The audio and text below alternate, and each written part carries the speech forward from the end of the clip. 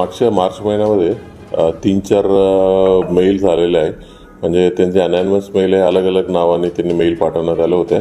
ती मेल आपला police station स्तरावर काय मेल आलं, काय SP ऑफिसला, काय ॲडिशनल SP ऑफिसला, काय कलेक्टर ऑफिसला देखील मेल आलेलं आहे.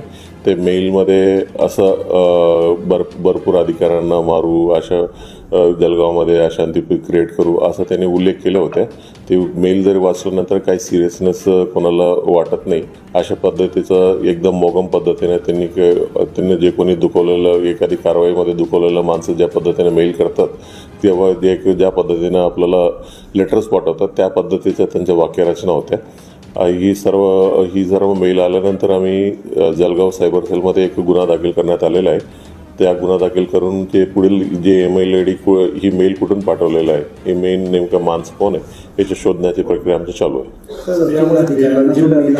पोलिसांना जो धमकीचा मेल केलेला आहे तो यापूर्वी ज्या माणसाने पाठवला आहे त्याच व्यक्तीने पाठवला की नवीन व्यक्ती?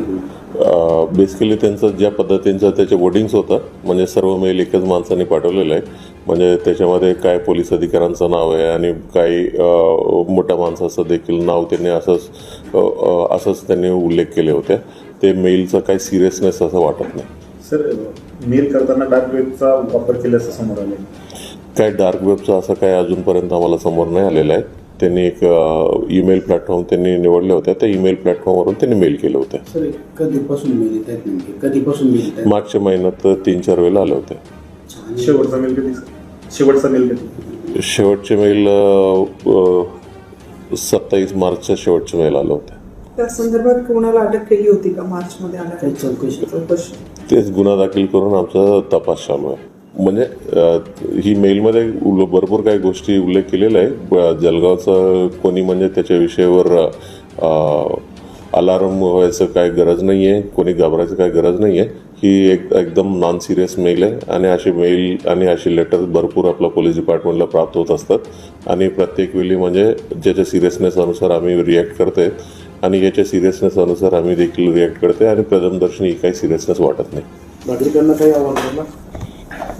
नागरिकांना मी काय आव्हान म्हणजे ही मेलमध्ये काही सिरियसनेस वाटत नाही आहे म्हणून म्हणजे कोणी काय घाबरायचं किंवा अलार्म व्हायचं गरज नाही. सर, क्या कहना चाहेंगे जलगांव के जिलाधिकारी को जान से मारने की धमकी आई?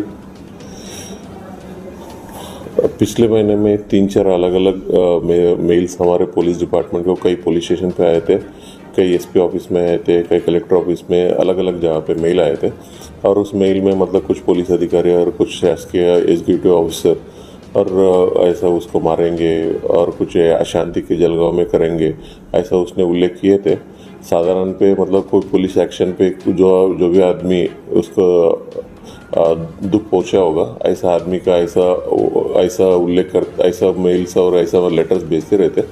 और इसका ऊपर हमने एक गुना दाखिल किया है जलगांव साइबर में और जो भी आदमी उसने मेल भेजा है उस मेल को ट्रेस करने के लिए हम कोशिश कर रहे हैं. जल्दी से जल्दी जो भी आरोपी भेजा है उसको हमने अरेस्ट करने का प्रक्रिया होगी.